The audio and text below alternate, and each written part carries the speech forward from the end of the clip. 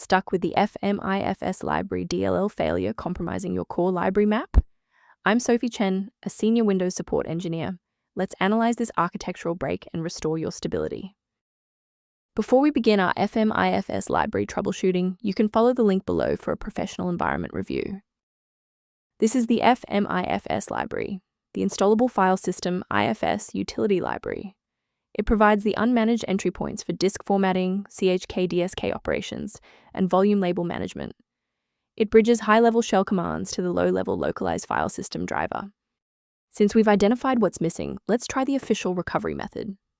This problem points to a breach in your Windows system files. Use the system file checker by entering sfc/scan now into an elevated command prompt, which will allow the OS to verify and restore the authentic version of Fmifs Library DLL. If that initial setup didn't clear the pop-up, let's examine the specific initialization sequence assigned to your applications directory. A full system restart ensures that no background processes are currently locking the Fmifs library file. A fresh boot allows Windows to reinitialize its library map from a clean state. Take a second to bookmark this page or hit the like button before restarting. That way, you can easily resume this guide once your system has finished rebooting. With the restart confirmed as ineffective for this instance, let's analyze the registry settings next. If you need to pause the video while navigating the registry editor, feel free. If you're still seeing that runtime message post-restart, it's time to reinstall the shared library components.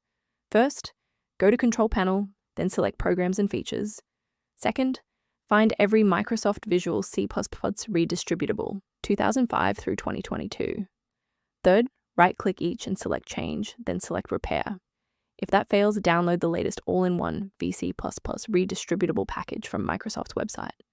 Please note that for DLL files with numbers, the number tells you which version to repair. For example, 120 equals 2013. To protect your system architecture, I have a few recommendations regarding file authenticity.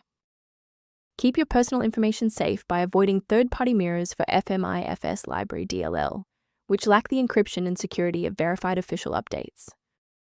To support your system's overall health without the complexity of manual directory management, a maintenance utility is a solid option. For users transitioning to structured maintenance, the link below references tools related to Fmifs library and registry optimization.